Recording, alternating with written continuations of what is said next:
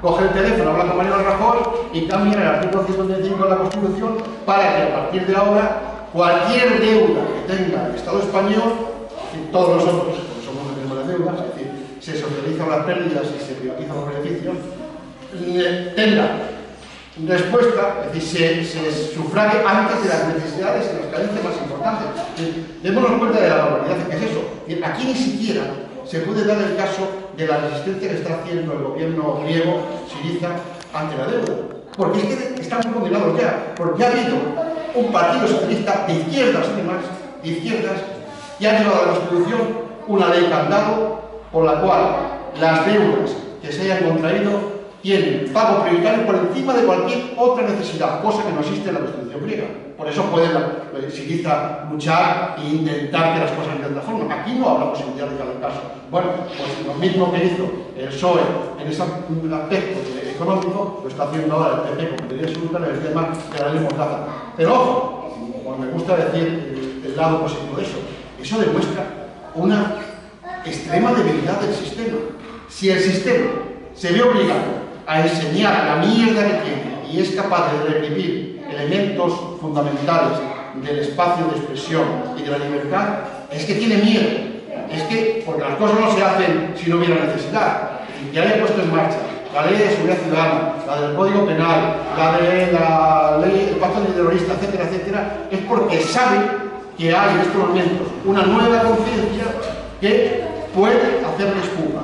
Y entonces es un gesto de agresividad, pero dentro de reconocer un gesto de debilidad. Evidentemente eso.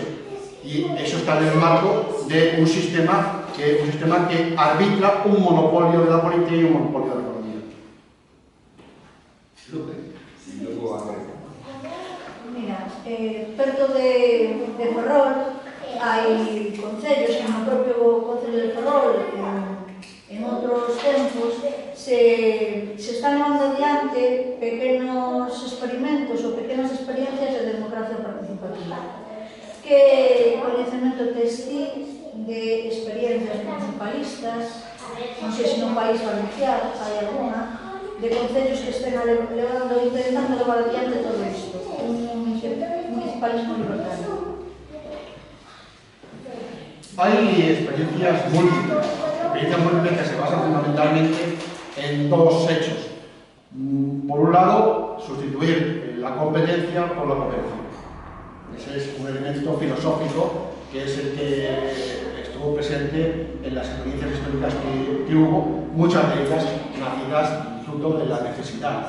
Por ejemplo, lo más importante que hubo fue la colectividad de libertarias durante la Guerra de la Revolución Española, que no solamente era una unidad económica de producción, sino eran también una unidad de convivencia, porque eran pueblos, una unidad de Valencia, la región valenciana, de Aragón, en la cual se ponían en común todas las necesidades. Había escuelas, había centros sanitarios y había elementos productivos. Evidentemente, el salto que damos de los años 30 en España, que había un 40, un 60% del analfabetismo, actualmente cambia todo. Pero bueno, ahí están referentes históricos. Y entonces, el otro elemento es el que nace de la necesidad de la destrucción de empleo. Cuando se produce la destrucción de empleo, que abarca todo, porque la singularidad de la crisis actual es que ya no afecta a un sector, a la construcción, por ejemplo, sino que lamina todo. De hecho, se dice que esta crisis es la crisis que ha acabado con la clase media. Pues aún en la fila de la oficina de empleo a gente con muchas diferentes capacidades. Está el albañil, está el chofer, está también el ingeniero que se ha quedado sin trabajo. Y por primera vez resulta que hay colectivos humanos que en sí mismos reunidos tienen una enorme capacidad de crear empresas autogestionarias. Y esto da un giro extraordinario. En ese sentido están haciendo muchas experiencias, son experiencias pequeñas, porque, insisto, esto es sembrar simplemente que van desde eso que usted ha referido, pues a las ecoaldeas o a las fábricas autogestionadas. Hay un elemento nuevo que es radicalmente innovador desde la no iba a decir de la transición, ¿no? Desde el final de la guerra, que es que por primera vez hay gente que reúne con diferentes habilidades y pone en marcha, con rentabilidad, y dentro del sistema económico capitalista, ojo, no estamos hablando de previamente una revolución, dentro del sistema económico, otra forma de producir, otra forma de relacionarse, otra forma solidaria de hacer las cosas. Uno de los elementos que se ha utilizado históricamente por los economistas papagayos de turno, que están al servicio de lo existente, es que esto era muy bonito, pero que era irrentable, que realmente hay unas condiciones de mercado que hacen necesario pues, el sistema productivo tradicional. Bueno, se olvida de dos cosas. Se olvida de que, por ejemplo, las colectividades en la guerra civil fueron uno de los ensayos, desde el punto de vista económico, de innovación, más exitosos de Europa. Hay referentes, voy a decir solamente dos, en la industria del vidrio en Cataluña, cuando terminó la guerra y llegaron los franquistas y ocuparon las fábricas y abrieron a sus antiguos propietarios, algunos se encontraron con que tenían una cartera de títulos de extranjero que antes no. Que antes no la tenían. Es decir, la gente tenía autogestionado con tal nivel de sabiduría y de conocimiento que había abierto mercados en el extranjero. Y hay otro que es muy clásico, que lo ocurrió en Guadalajara con un famoso noble que tenía una extensión grandísima de terreno, que también cuando termina la guerra, pues se lo van a entregar y se encuentra el tipo, él que creía que se iba a encontrar con eso arrasado, pues ya sin producción ni nada, está en pleno rendimiento, en plena producción y además que tiene maquinaria agrícola que él no tenía. Y dice, ¿y esto cómo es posible? Dice, no, es que esto aquí es una colectividad de frente y UGT. Y la anécdota es que, bueno, pues que me traigan al gerente que ha llevado esto para que le quiero contar, le digo, bueno, pues tendrá que dar su prisa porque lo van a fusilar. Bueno, eso da idea de que eso es posible, pero claro, la diferencia es que entonces pues eran fundamentalmente trabajadores y con poco conocimiento, en fin, para su época. Pero claro, ahora tenemos que los damnificados de la crisis son gente de todos los conocimientos, gente que sabe 3 idiomas, que sabe manejarse en informática, que se unan muchas potencialidades y que esa nueva reinvención del sistema productivo, y digo dentro del sistema capitalista, es realmente una amenaza para ciertos sistemas. Hay elementos que pueden dinamizarse de tal forma que pueden ser competencia real sin ellos, como era la competencia dentro del sistema de otros elementos. Por eso todo conspira en el sistema para impedir zonas de libertad, como decía el joven amigo, el tema de la ley Mordaza, para impedir que el flujo del movimiento de los inmigrantes siga. En temas económicos también para frenarlo con la reforma de la ley de administración local, que lo que pretende es liquidar la memoria de esa democracia de proximidad que existe todavía y que algunos, los más viejos del lugar, recuerdan. Entonces, yo creo que en esa cultura que nos queda, podemos dar continuidad y crear un elemento nuevo que permita algo diferente a la existente. Algo que lo existente lleva, algunos compañeros míos son más solos que yo, por ejemplo Carlos Calvo, lleva al colapso desde el punto de vista medioambiental.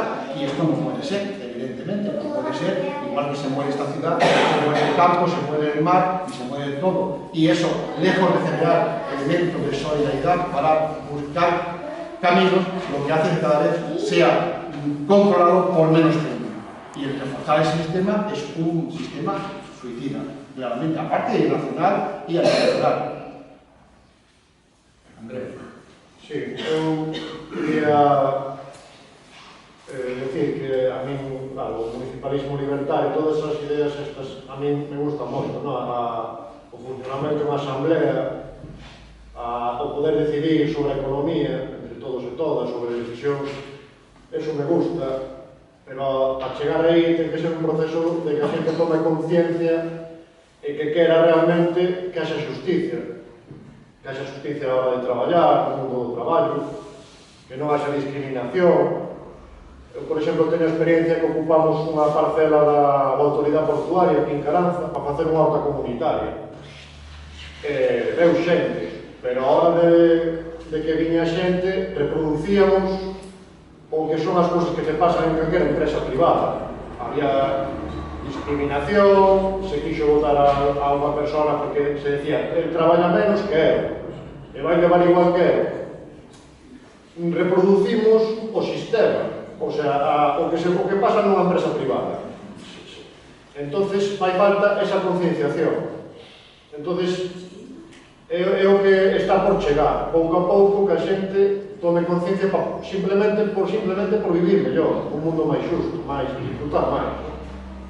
Entonces, eu eso relaciono con todas estas ideas libertarias, e eu penso que a cada vez a máis xente lle gustan, pero eu penso que cometedes un error a hora de marcar unha liña e non intentar aproveitar toda a enerxía positiva que hai en moitas cousas. No tema, por exemplo, de Podemos, eu penso que en vez de facer a crítica a Podemos así, habería que intentar mirar o positivo deso, de que hai moita xente que se empezou a preocupar pola política, que se empezou a preocupar de que non pagan a política por nós e a temos que facer nosotros.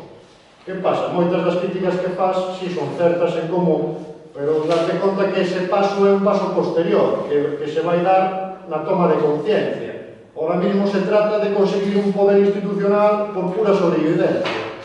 E para xestionar un poder así, tens que ter unha estrutura nese sentido piramidal, para coller agora, me refiro, para collelo con as mãos agora, porque ti tens que gestionar un monstro, que é un Estado, é un monstro. Tens que xestionar unhas pensións, tens que xestionar unha sanidade, tens que facerte cargo para que inmediatamente non se pase fame. Entonces, desde un mundo libertario, eu aproveitaría ese lado positivo dese interés, dese intento de asambleas, de facer asambleas, porque se están facendo asambleas, eu non participo en ningún círculo, pero penso que sí que se intentan facer asambleas, a xente se preocupa, aquí en Ferrol se están preocupando a xente sobre a tasa injusta do saneamento, hai un impulso de asamblearismo e de toma de decisións. Entón, eu penso que desde o mundo libertario hai que coller esa enerxía positiva e si ser críticos, pero non marcar unha liña, isto é o malo, e hasta que pasa ante para este lado, non... Entón, eu, por exemplo, empecé a ver un vídeo de Carlos Taibo, non? E as primeiras palabras foron un ataque furibundo a Podemos. É dicir, do 15M nos equivocamos. Decía, pensábamos que os partidos, na súa acepción máis perversa, morreran, pero non. E xa parei de ver, porque ese ataque furibundo así, o que te fai é, bueno, apartarte, non? Eu vou unha pequena crítica, non? E sobre todo comentar, se queres comentar, ese cambio de conciencia que fai falta, porque senón non... Estoy completamente de acuerdo contigo en el cambio de conciencia, eso es lo fundamental. Hay que cambiar la conciencia, pero la conciencia, para cambiarla, se necesita mucho trabajo, mucha voluntad, mucha empatía con otros que no piensan igual, mucho tiempo. Es decir, el cortoplacismo ahí no funciona. El cortoplacismo solamente es ver, oír y tomar. Tenemos que ser generosos y pensar en largo plazo, incluso la generosidad empieza porque seguramente lo que nosotros entremos no lo vamos a recoger nosotros, sino los que vengan después. Eso sería un elemento cardinal. Y en ese sentido, completamente de acuerdo.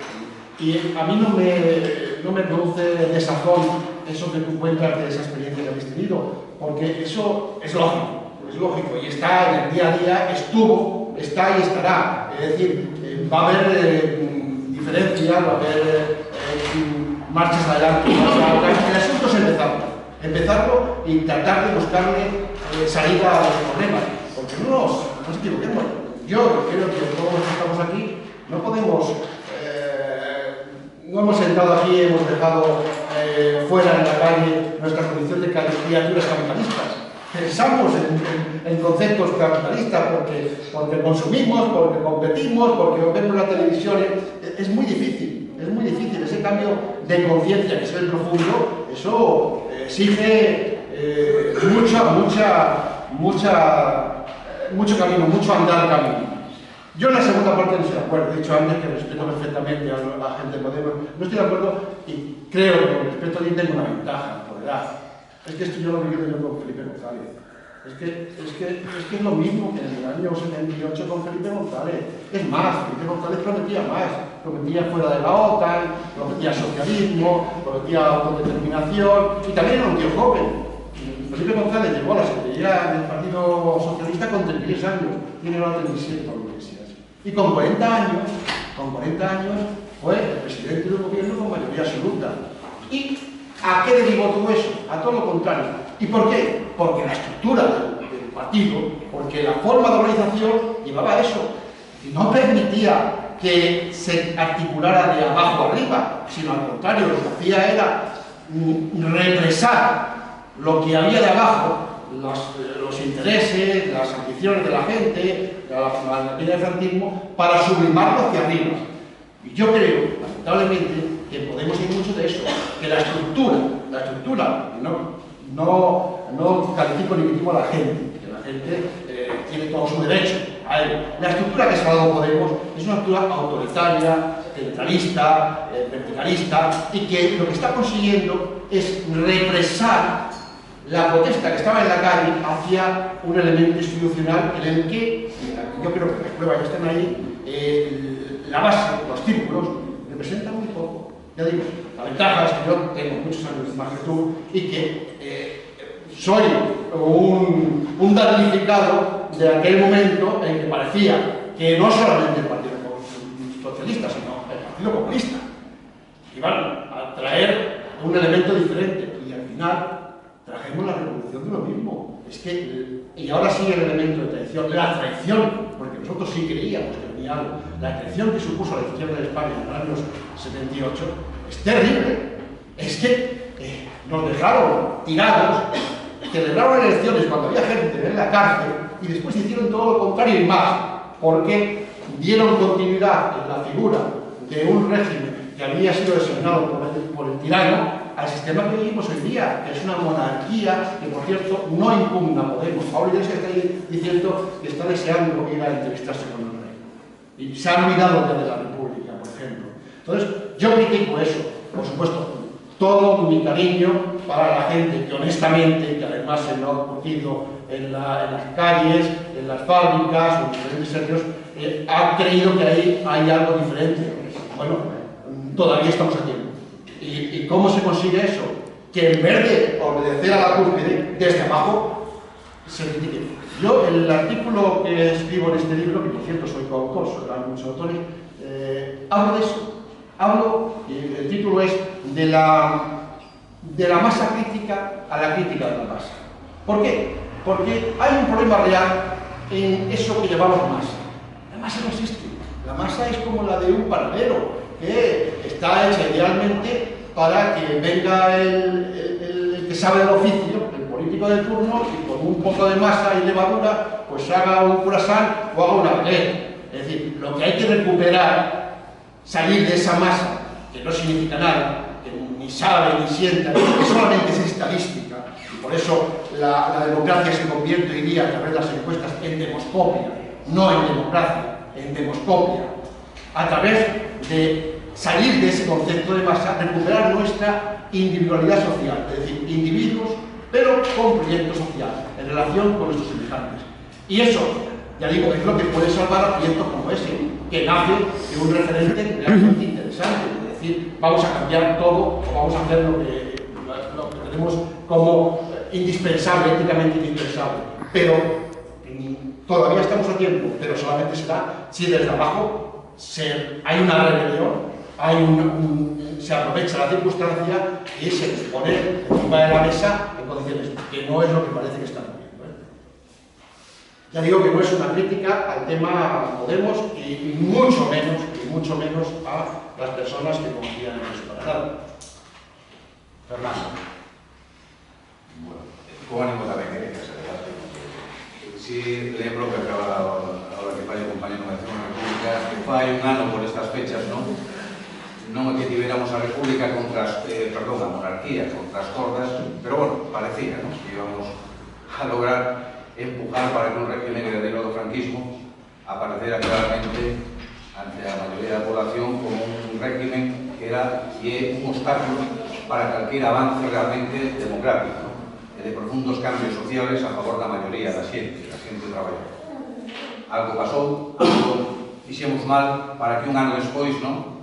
Parezca que se salieran coa súa a oligarquía e chamado Felipe VI, non? Pois volveran un pouco o debate a encauzalo para que parezca que o cambio de régimen non é algo fundamental, non é algo importantísimo que ten que ir unido aos cambios sociales, aos cambios que se empujan cotidianamente contra a oligarquía, que é un pouco o que se pretende tamén en estas elecciones municipales, ¿no? Por parte de Marea, es decir, no concreto, no municipal, no local, neste caso comarcal, levar adiante unha posición de loita e de enfrentamiento ás políticas de recortes, ás políticas de ajuste, de austeridade, a esa concepción absolutamente oligárquica e caciquil da política, de bota e calla, nada de control, nada de participación, e con tu voto legitima a quen realmente goberna os concellos, que non son ni tan siquiera as corporaciones, sino os poderes económicos que deciden como a economía municipal vai a ir fundamentalmente en beneficio dos seus intereses, ¿no? Rebato, a idea é que no ano 92, ¿no? Naquén ano máxico, según nos contaron, Olimpiadas e a Expo de Sevilla, precisamente o PSOE, que é o que estaba gestionando en esos momentos, non moi eficazmente o poder económico, o poder político, o servicio desa oligarquía, lanzou o pistoletazo de salida de que o conxunto da administración, pero sobre todo as administraciones locales, tiñan que pasar a ser un instrumento para generar beneficios para o capital privado. Foi o momento do pistoletazo de salida co gallo, coa excusa da modernización, non? E incluso vestiéndose moi eficazmente de servicios de modernización ao servicio da xente, non? Había que humanizar as cidades, había que modernizarlas, etcétera, etcétera. Se puso a economía dos concellos ao servicio das empresas que iban a ver como drenar millones de cartos, naquele momento de pesetas, ahora de euros, das economías locales para o seu interés, non? Controlar as empresas de construcción que, en definitiva, son as empresas da banca, non? E non só a construcción de vivienda, obra pública necesaria ou non necesaria, non? Obra civil, infraestructuras de todo tipo, moitas delas absolutamente innecesarias. O control da auga, que é un servicio moi municipalizado, non? Moi cercano á gestión municipal, a electricidade, é dicir, naquele entonces hubo aquel pistoletazo de salida que a chamada esquerda oficial, por desgracia, non só non cuestionou, sino que colaborou moi eficazmente a decirnos que o moderno, o eficaz, o barato, o competitivo, era poñernos en mans do capital privado. E agora, unos cuantos anos despois, se dá unha vuelta de tuerca coa lei de bases de régimen local, non? Coa reforma. Ahora incluso se quere todavía cuestionar a fachada democrática, a capacidade que o propio Concello gestione as súas finanzas. Porque esa reforma, ademais, se quedou corta para o que teña imprevisto. Porque incluso se fala xa de limitar a capacidade de ser o alcalde pola corporación, sino un concepto presidencialista, de que o propias as alcaldías, isto pode ocurrir nos próximos 4 anos. Digo, para que estemos atentos, non? Non nos presentamos algo nun programa bien intencionado, de idea, de cambio, pero non está descartado que se non o paramos nos próximos 4 anos haxa todavía reformas máis regresivas, para que ni tan